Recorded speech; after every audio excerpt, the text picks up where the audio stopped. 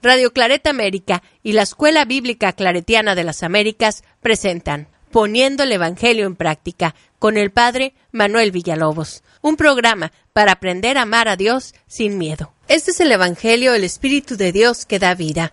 Próximo domingo, 9 de junio. Iniciamos. Muy buenos días, muy buenas tardes, hermanos y hermanas que nos sintonizan a través de Radio Claret América. Soy Manuel Villalobos Mendoza, encargado de la Pastoral Bíblica Claretiana, y como cada semana estamos aquí tratando de hacer que la palabra de Dios se encarne, que la palabra de Dios florezca en los corazones de cada persona, para que las personas que van a participar en la liturgia del próximo domingo vayan preparadas. Antes de comenzar con nuestro Evangelio, me gustaría invitar al Espíritu de Dios, ya que va a ser esta fiesta que nos propone la Iglesia de Pentecostés, celebrarla desde nuestros corazones, desde lo más profundo de nuestro ser. Así que invoquemos a este Espíritu que está presente desde el inicio de la creación y que siempre nos acompaña. Espíritu de Dios, te pedimos que vengas en este día, tú que conoces nuestras historias de dolor, nuestras historias tristes, pero también conoces la fe que te profesamos. Te pedimos que nos des tus dones, que nos des sabiduría, que nos des prudencia y sobre todo que nos des el amor y la paz que brota de ti. Todo esto te lo pedimos por Cristo nuestro Señor. Amén. El Evangelio que nos propone la Iglesia para este día está tomado del libro del Evangelio de Juan, del capítulo 20, del versículo 19 hasta el 23. Al atardecer de aquel día, el primer día de la semana, estaban los discípulos con las puertas bien cerradas por miedo a los judíos. Llegó Jesús, se colocó en medio y les dijo: «La paz esté con ustedes». Después de decir esto, les mostró las manos y el costado. Los discípulos se alegraron al ver al Señor. Jesús repitió: «La paz esté con ustedes. Como el Padre me ha enviado, así los envío yo a ustedes». Al decir esto, sopló sobre ellos y añadió: «Reciban el Espíritu Santo. A quienes les perdonen los pecados les quedarán perdonados. A quienes no les perdonen los pecados les quedarán sin perdonar». Palabra de Dios. Este evangelio nos sitúa de alguna manera en la nueva creación que se va formando, pero sería muy bueno también tener en cuenta la primera lectura, que es la más conocida acerca de Pentecostés, porque Lucas parece ser que artísticamente le da una mejor manera de interpretación para este evento. Y esta lectura, donde se nos presenta el Espíritu de Dios en Pentecostés, está tomado del libro de Hechos de los Apóstoles, capítulo 2, versículo 1 y siguientes. Cuando llegó el día de Pentecostés, estaban todos reunidos. De repente vino del cielo un ruido como de viento huracanado que llenó toda la casa donde se alojaban. Aparecieron lenguas como de fuego que descendieron por separado sobre cada uno de ellos. Se llenaron todos del Espíritu Santo y empezaron a hablar en lenguas extranjeras, según el Espíritu les permitía expresarse. Residían entonces en Jerusalén judíos piadosos, venidos de todos los países del mundo. Al oír el ruido, se reunió una multitud y estaban asombrados porque cada uno oía a los apóstoles hablando en sus propios idiomas. Fuera de sí por el asombro comentaban: ¿acaso los que hablan no son todos galileos? ¿Cómo es que cada uno los oímos en nuestra lengua nativa? Partos, medos y elamitas, habitantes de Mesopotamia, Judea y Capadocia, Ponto y Asia, Frigia y Panfilia, Egipto y los distritos de Libia junto a Cirene, romanos residentes, judíos y prosélitos, cretenses y árabes, todos los oímos contar en nuestra lengua las maravillas de Dios.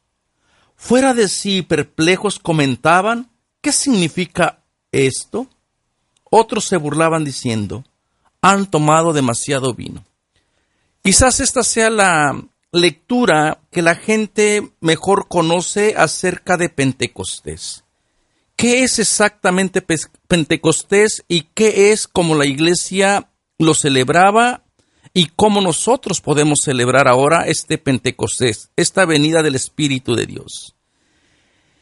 Y antes de entender o entrar en el tema, yo creo que sería muy bueno también situarnos en el contexto judío. La fiesta de Pentecostés o la fiesta de las cosechas era una fiesta de mucha alegría que la comunidad la tomó del sentido agrícola.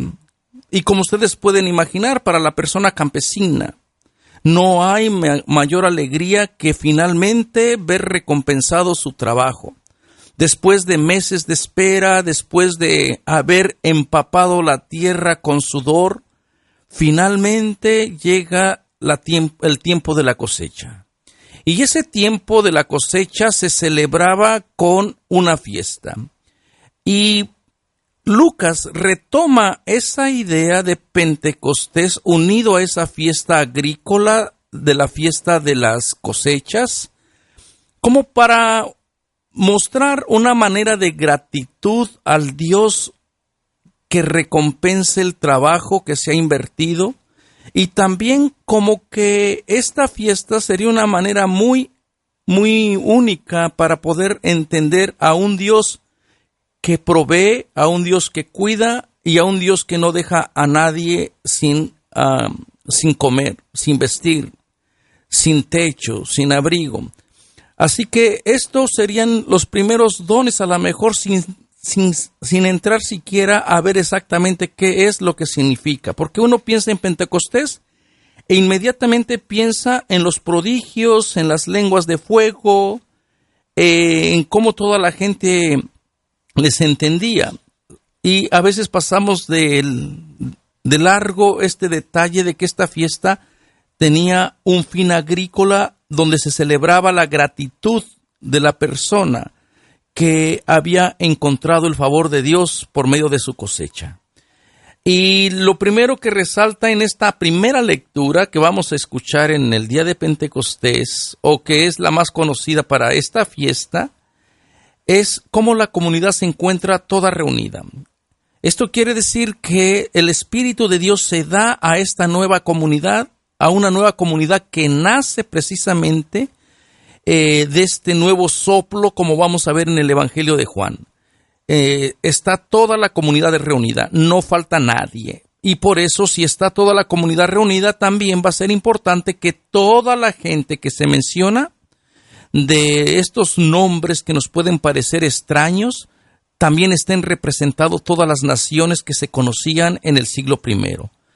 Y yo creo que aquí tendríamos también que preguntarnos cómo poder hablar de una experiencia de Dios cuando es tan profunda. Cómo poder hablar de quién es Dios cuando a veces nuestras palabras se nos quedan cortas. A Dios no lo podemos nunca entender completamente. A Dios no lo podemos describir. A veces hablamos de Dios con un lenguaje que es limitado y usamos expresiones: Dios es como el amor. Pero sabemos que Dios es más que el amor. O Dios es como una mamá, pero Dios es más que una mamá.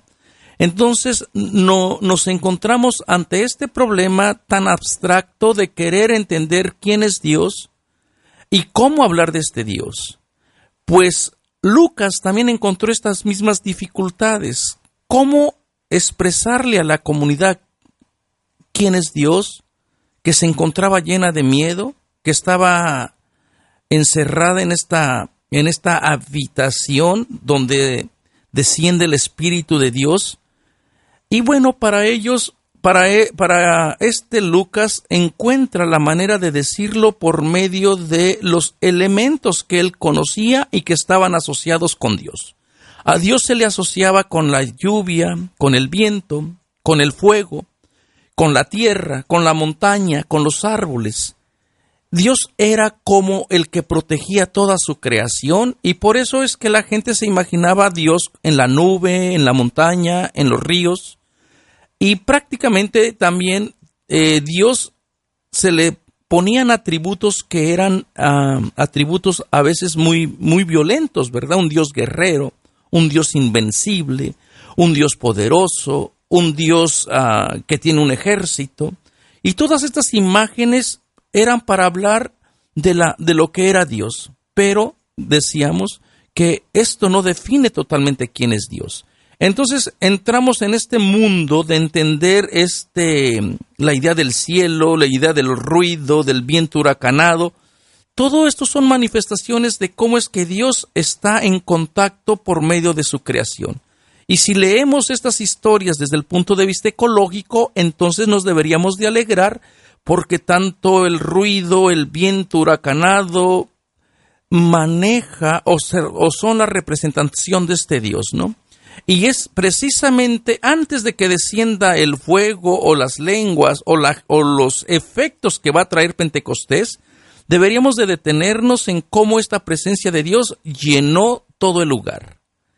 Esto es muy simbólico, y también por allí vamos a tener otra casa, por ejemplo, si ustedes recuerdan la casa de Marta y de María, donde Jesús no entra cuando va a resucitar a Lázaro, porque esa casa se encuentra simbólicamente hablando. Toda la casa se llena bajo las sombras de la muerte, por eso Jesús se detiene mucho antes y solamente saca a Lázaro de la tumba. Y hasta que una vez que Jesús devuelve a la vida a Lázaro, Jesús vuelve a entrar a la casa de Marta y de María, y es ahí donde tiene aquella unción preciosa de María que dice que el perfume de nardo puro llenó toda la casa. Esta es como una manera de decir la presencia de Dios esa casa quedó bendecida con la presencia de Dios. Y esta es la misma imagen también aquí de cómo el viento, todos estos elementos de Dios que simbolizan a Dios, llenan la casa. Y yo creo que aquí podríamos preguntarnos, ¿mi casa estará llena de Dios? ¿Estaré viendo a Dios en los acontecimientos ordinarios? ¿Estaré describiendo o teniendo esta experiencia de Dios en el amor del hijo, en el amor de la hija, en el cariño que se profesa con la pareja con quien se vive? En las cosas que uno realiza tan simples, estarán llenando tu casa estas pequeñas cosas del amor de Dios. Y luego dice que Lucas, volviendo a nuestro texto, dice que aparecen estas figuras como de lengua de fuego. Esta es una de las mejores maneras que aquellas comunidades bíblicas representaban a Dios. Dios es como el fuego. Y el fuego tiene características bastante ambiguas, bastante difíciles a veces de entender. Por un lado, el fuego representa lo malo, lo perverso. Por el otro lado, el fuego representa la bendición de Dios. O sea, no tenemos una sola manera de acercarnos a entender el simbolismo del fuego. No es lo mismo el fuego que arde en la Jaena, en este lugar maldecido en los evangelios, porque se recordaba los sacrificios humanos que el pueblo de Israel había cometido anteriormente, y se usó como el basurero del pueblo de Israel, de la ciudad de Israel. Eso es lo que literalmente significaba la Jaena. No es lo mismo ese fuego que el fuego que está ahorita en esta lectura posándose sobre la comunidad. Este fuego puede traer a la memoria el fuego de la columna de fuego cuando Dios con mano fuerte rescató al pueblo de Israel de la esclavitud, y por la noche la columna de fuego iba guiando a esta comunidad para que no se perdiera simbólicamente, aunque teológicamente representa más bien la protección de Dios. Representa que la persona no camine en la oscuridad. Y bueno, el Evangelio de Juan va a tomar muchas imágenes de oscuridad y luz. Los que son de la luz, de los que no son de la luz. Así que estas imágenes aquí en Pentecostés, en esta primera lectura, nos invitan a ir descubriendo a este Dios que llena toda la comunidad.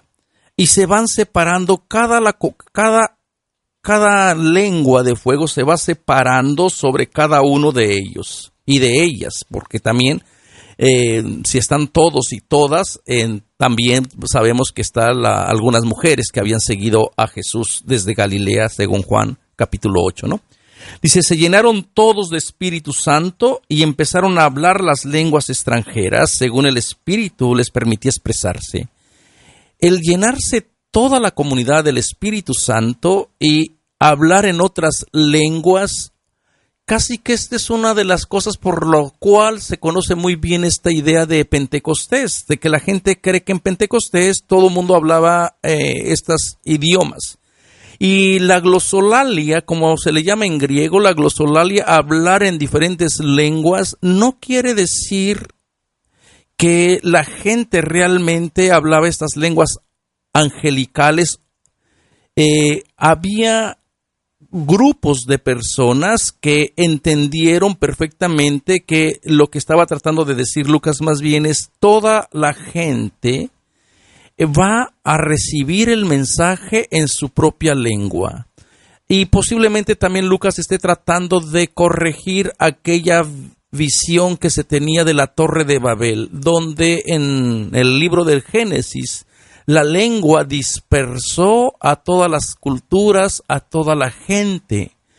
Ahora parece ser que va a ser la lengua la que va a ser capaz de volver a unir a todas las culturas. Y esto va a ser la obra del Espíritu de Dios. Muchas personas han adoptado estas espiritualidades de hablar en lenguas basados en textos como estos o en el textos de Corintios. Y recordemos que estas representaciones de la glosolalia, de hablar en lenguas, vienen o fueron influidas por otras culturas, por otras religiones, especialmente por las religiones que se llaman religiones del misterio. Y aquí tenemos, por ejemplo, en esta categoría a las religiones que venían de Egipto, que celebraban vida, nacimiento, muerte, resurrección de su Dios. Y la gente, cuando entraba en éxtasis, cuando entraba en contacto con la divinidad, comenzaba a balbucear, comenzaba a decir ciertas palabras que no eran entendibles para la comunidad, y la gente creía que hablaban en lenguas. Estos tipos de espiritualidades, Pablo va a tratar de normar, porque muchos de sus convertidos allí en Corinto venían de estas experiencias, y es probable que la gente que estaba acostumbrada a asistir al culto de Isis y de Osiris y tener estas experiencias de hablar en otras lenguas, como decían ellos, o lenguas angelicales, pues a lo mejor querían seguir esas prácticas en el mundo cristiano. Y por eso Pablo va a tener ciertas restricciones, ciertas maneras de ir gobernando y de ir educando a su comunidad para aquellas personas que tengan dichas experiencias. Otra de las cosas que también tenemos que mencionar es que alrededor de Corinto, por ejemplo, se encuentra muy cerca la ciudad de Delfi. Y esa ciudad de Delfi era muy conocida en el mundo antiguo porque allí estaba el culto al dios Apolo. Y en el culto del dios Apolo, Apolo se llegó a establecer ahí como dios, porque según la mitología griega, Apolo fue capaz de asesinar al gran dragón, y las mujeres que adoraban al antiguo dragón o al pitón se les llamaban las pitonisas. Y estas mujeres eran las encargadas de mantener el templo de Apolo, y muchas de las personas que iban a frecuentar al templo de Apolo de los peregrinos para pedirles oráculos, para pedirles consejo, estas mujeres masticaban hojas de laurel, olían los vapores que salían de aquellas regiones, y por medio de la música entraban en trance, y cuando entraban en trance también comenzaban a hablar lenguas supuestamente extranjeras, lenguas angelicales. Así que estas espiritualidades eran muy atractivas en el mundo antiguo y llegaron verdaderamente a ocasionar serios problemas en la comunidad de Corinto. Por eso Pablo va a tener este capítulo precioso de la primera carta de Corintio en el capítulo 13, donde dice: aunque yo hablara la lengua de los ángeles, si no tengo amor, nada soy. Porque posiblemente había grupos que estaban despreciando a otros hermanos y hermanas que no tenían estas experiencias místicas de hablar en lenguas, y Pablo les va a decir, bueno, lo más importante de todos los dones no es ni hablar en lenguas. Incluso Pablo lo pone al final. No rechaza ese tipo de espiritualidad, pero como que Pablo quiere más bien que sea el amor el fundamento de toda la vida cristiana. Y yo creo que también para todas las gentes que están obsesionadas por hablar en lenguas o por no hablar en lenguas, deberíamos también de tener la misma preocupación de Pablo. Lo importante no es hablar en lenguas o interpretarlas o entrar en éxtasis o en trance. Lo más importante es vivir el amor de una manera simple, de una manera sencilla, el amor que no es abstracto, el amor que se expresa en saludos, el amor que se expresa en decir aquí estoy cuando me necesites, el amor que se expresa en el perdón que se ofrece a la persona que falla, el amor que no es arrogante, que no es prepotente, que no se irrita, que no tiene celo, que no tiene envidia. Bien nos haría releer otra vez a Pablo con ese capítulo 13 de la primera carta a los Corintios, el himno al amor, para darnos cuenta que podemos tener todos los dones, pero si no tenemos amor, verdaderamente no somos nada. Y porque el amor es lo que nos define como seguidores de Jesús, y es lo único que nos conecta con el Dios de la vida. Y volviendo a esta lectura de Pentecostés, dice que había diferentes personas en Jerusalén. Recordemos que esta fiesta se celebra después de la Pascua judía, y durante la Pascua judía muchas personas de los que se llamaban los prosélitos o de la diáspora, los judíos que vivían fuera de Jerusalén, tenían la obligación de ir al templo, y cuando llegaba la gente judía extranjera, pues aquella ciudad cambiaba totalmente de rostro, ¿no? No había lugar donde quedarse, posiblemente la gente rica tendría sus casas, como sucede con los migrantes. Cuando llegan los norteños, el pueblo se transforma.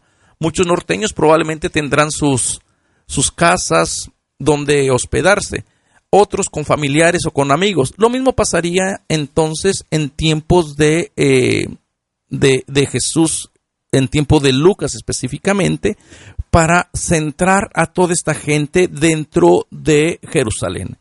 Entonces, esta gente que viene por las fiestas realmente experimenta la fiesta del poder de Dios, de congregar y de escucharle la buena noticia, ¿no? Y todo el mundo, el énfasis se pone en el entenderle en su propia lengua, ¿no? Y dice que no salían de su asombro, y empieza a enumerar las diferentes regiones que existían en el mundo romano. Y si uno tuviera un mapa y lo pusiera sobre la mesa y uno fuera siguiendo la enumeración de cada ciudad, comenzando por los partos, los medos, los elamitas, los de Mesopotamia, Judea, Capadocia, Ponto, Asia, Frigia, Panfilia, Egipto, Libia, Cirene, nos daríamos cuenta que geográficamente forman un círculo. Estas ciudades, formando un círculo, no fueron escogidas al azar.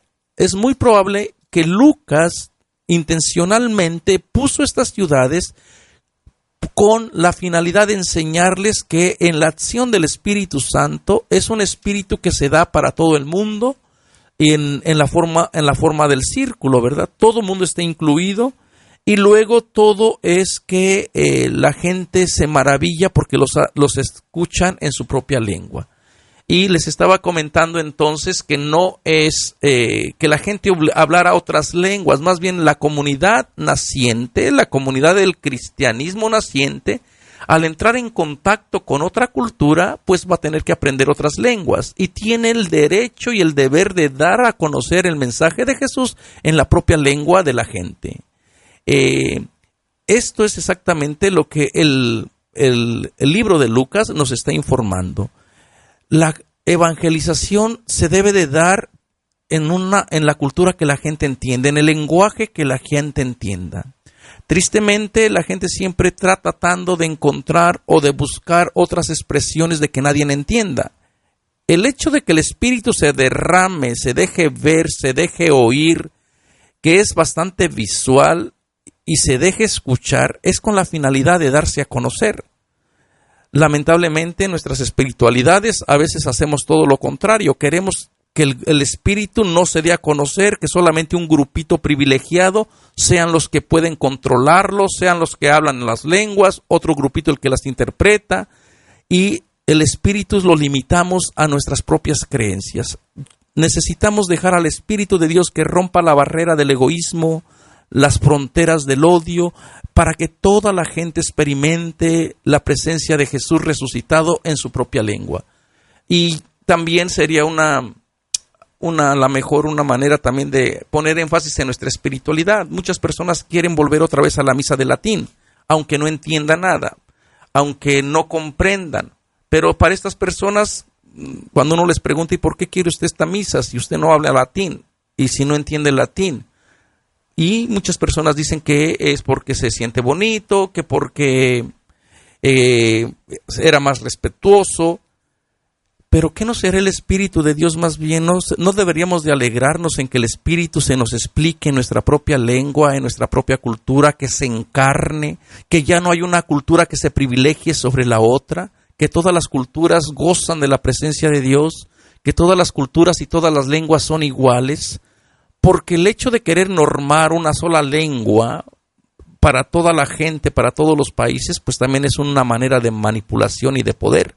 Pero en cambio en la acción de Pentecostés prácticamente el Espíritu se regala por medio de la lengua a todas las culturas y cada cultura puede celebrar su inclusión a esta nueva manera de entender la vida.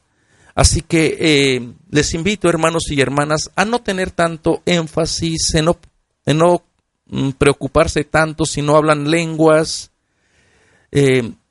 Si no hablan lenguas, no se preocupen. Si no hacen milagros, no se preocupen. Preocúpense mejor si no aman. Preocúpense mejor si no son capaces de perdonar. Es ahí donde radica la función de este Espíritu que hace todo. Y así, con estos pensamientos podemos entrar a nuestro Evangelio para que nos quede un poquito de tiempo para comentarlo versículo por versículo. El Evangelio que les leí al principio, que está tomado de Juan, fíjense en el versículo 19, dice: al atardecer de aquel día, el primero de la semana, así fue como comenzó la historia de la resurrección. El contexto de este Evangelio tenemos a María Magdalena, que sale el primer día de la semana muy temprano, dice, cuando todavía estaba oscuro. Va al sepulcro y bueno, ya sabemos toda la historia. El sepulcro está vacío. Va y le cuenta a Pedro y al otro discípulo que Jesús amaba. Por cierto, que nunca revela la identidad, ¿verdad? La tradición le ha puesto que es el evangelista o el propio Juan. Pero esto es solamente por tradición. En el texto nunca nos revela la identidad. Quizás porque todo mundo puede llegar a ser el discípulo o la discípula amada, si cumple la palabra de Dios, si busca al Dios de los vivos en su vida diaria. Y bueno, después en esta carrera que se echa Pedro y el otro discípulo, sabemos que el discípulo amado llegó primero, Pedro llegó después. También es como una ironía, ¿no? ¿Quién llega primero a la fe? Y luego todo el mundo creyeron al ver los lienzos, al ver que todo estaba en su lugar. Después aparece la figura de María Magdalena, otra vez sola dentro de la tumba. El evangelista de Juan artísticamente remueve a los otros dos personajes para presentarnos a la apóstol de los apóstoles, María Magdalena. Y bueno, ya sabemos cómo es que María Magdalena llegó al encuentro con Jesús, con el Espíritu de Dios resucitado. Esto es para entender que el Espíritu de Dios resucitado, de Jesús resucitado, no discrimina. El Espíritu se da para hombres y para mujeres. Pablo lo entendió bastante bien en su carta a los Gálatas. Dice que en Cristo Jesús ya no hay distinción entre hombre y mujer, entre esclavo y entre la persona libre, entre el griego y el no griego. La acción del Espíritu, el Espíritu que abre su frontera para que toda la gente que no era pueblo se incorpore a la nueva comunidad que nace en este primer día de la semana. Y también el primer día de la semana no solamente es el tiempo cronológico del que estamos nosotros hablando, también remonta al tiempo de Dios. En el mundo bíblico hay dos tiempos o dos maneras de contar. El tiempo cronos, que es el tiempo de los mortales, de nosotros, que estamos sujetos a este tiempo físico. Y cuando van a hablar del tiempo de Dios o la manera de que Dios actúa dentro del mundo, del cosmos, de la creación, hablan del Kairos. Así que este tiempo, al atardecer de aquel mismo día, no es que estemos en el mismo día como cronos, como el tiempo normal, sino va a tratar de decir, este es el tiempo de Dios. Y en el tiempo de Dios pueden suceder milagros, pueden suceder actuaciones diferentes. Y también va a traer a la memoria con toda seguridad el libro del Génesis. Si nosotros recordamos, justamente el libro del Génesis, capítulo 1, comienza con en el principio. Así también Juan comenzaba su evangelio, en el principio, recordando la acción que Dios había hecho con su creación. Y aquí es como para decir, una nueva creación va a comenzar. Una nueva creación ahora con el resucitado. Y en esta nueva creación vamos a ver si la comunidad es capaz de darle su fidelidad, su lealtad al Dios de la vida, o si esta comunidad rechaza también la oferta de vida que Dios le quiere regalar a la comunidad por medio de Jesús resucitado. Y dice que estaban los discípulos. La palabra discípulos en el griego es inclusiva, también incluye a las discípulas. Y bueno, María les acaba de decir, fue a donde estaban los discípulos y las discípulas y les acaba de decir, he visto al Señor y me ha dicho esto. Es lógico que María y las otras mujeres que aparecen con María también estén dentro de la casa. Entonces los discípulos y las discípulas, pero todos y todas no han hecho todo el proceso que ha hecho también María Magdalena de salir cuando las puertas estaban cerradas, de salir de la noche y entrar al día. Había mucho miedo, había mucha confusión. Si al maestro lo acaban de asesinar, si al maestro lo acaban de crucificar, pues es lógico que los seguidores de Jesús también van a correr la misma suerte. Especialmente en este evangelio, continuamente el miedo va a ser una tensión que se va a estar dando, y es justamente la propuesta de este evangelio de venir a quitar ese miedo, ¿no? Por miedo a los judíos. ¿Por qué a los judíos? Porque en este evangelio, en el evangelio de Juan, los judíos representan a las personas que están ya expulsando a los seguidores de Jesús de sus sinagogas. A este evangelio le tocó esta separación de los judio-cristianos y de los judíos que no aceptaron a Cristo como Mesías. Por allá en el capítulo 9 del mismo evangelio de Juan tenemos el pasaje aquel del ciego de nacimiento, donde Jesús sana al ciego de nacimiento y la gente comienza a dudar.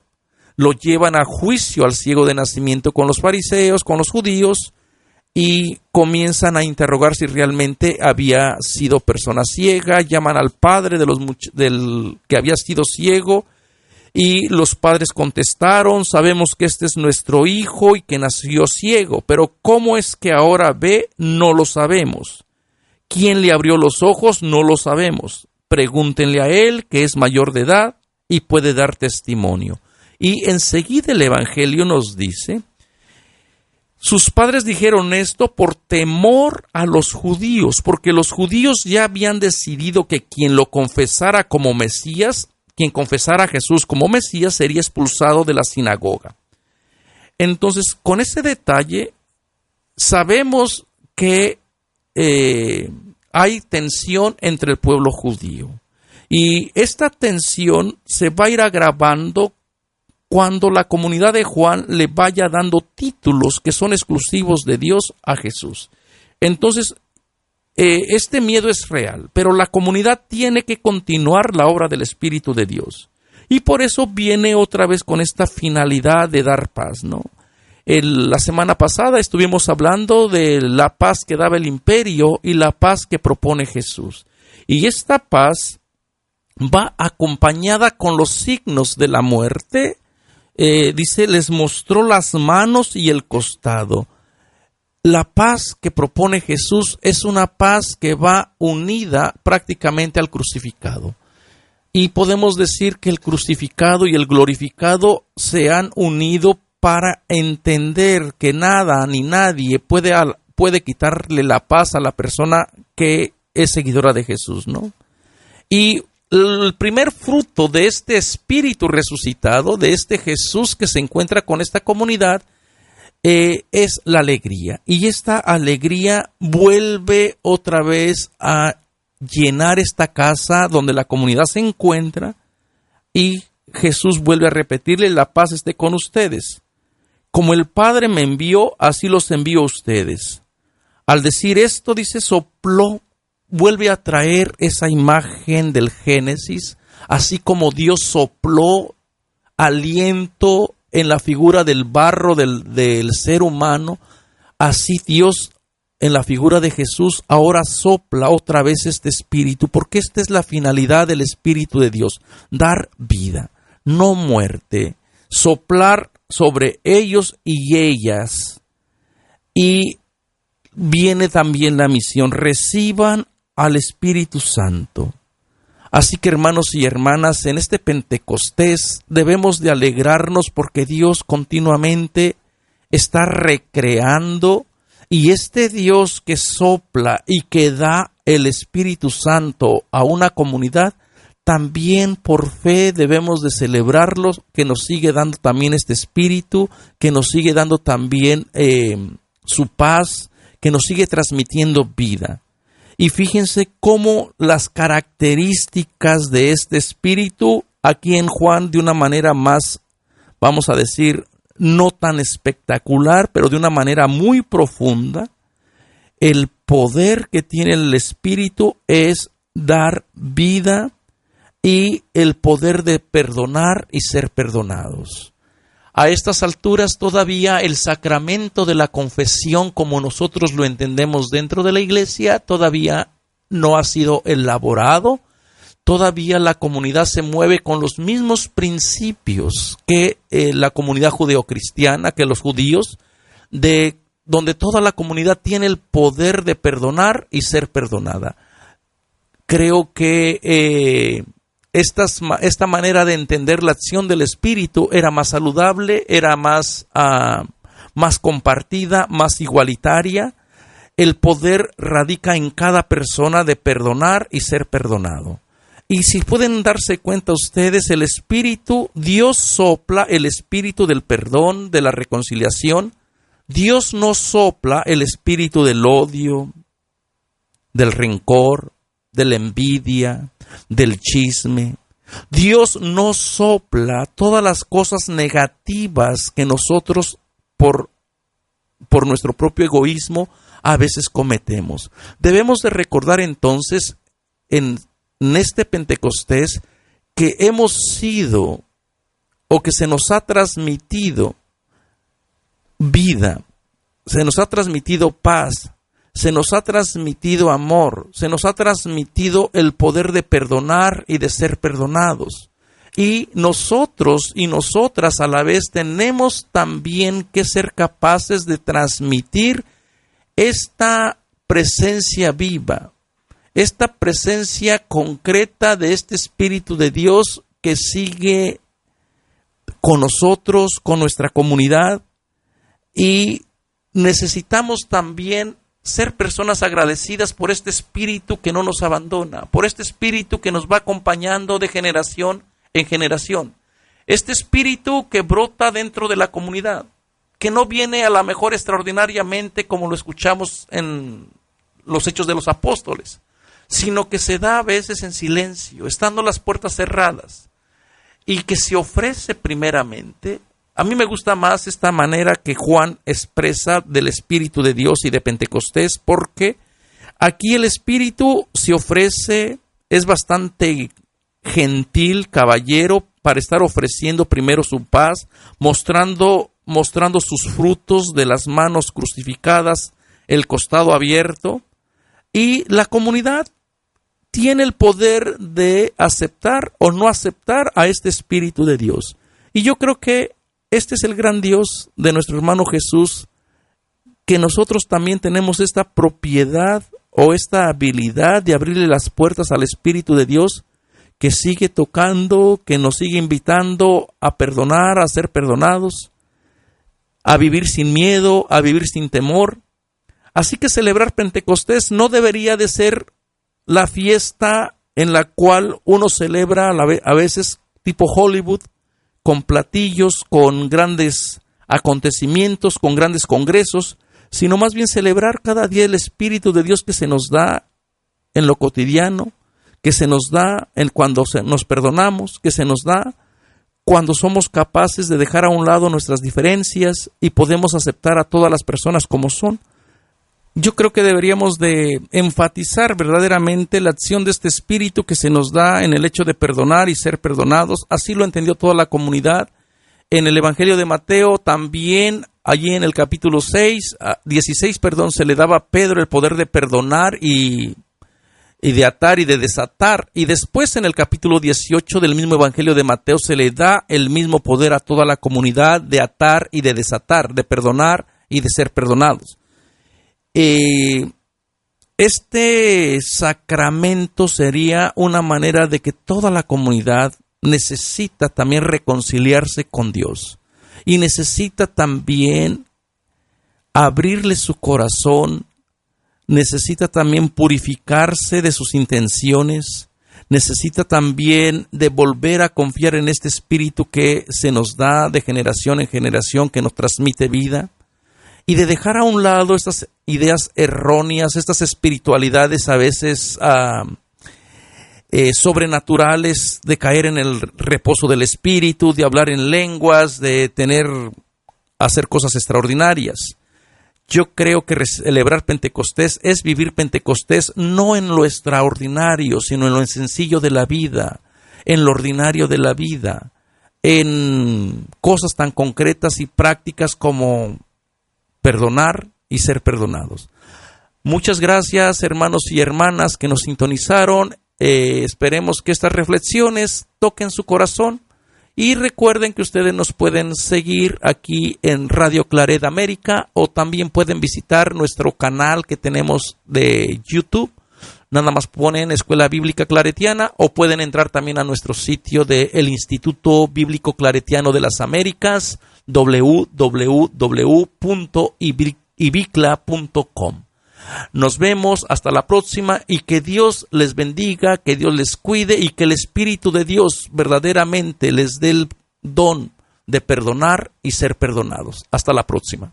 Los invitamos a escuchar más programas de crecimiento espiritual y emocional en radioclaretamerica.com y a seguir en YouTube a la Escuela Bíblica Claretiana de las Américas. Visite ibicla.com. ibicla.com, ibicla.com, ibicla.com, ibicla.com, ibicla.com, ibicla.com, ibicla.com, ibicla.com, ibicla.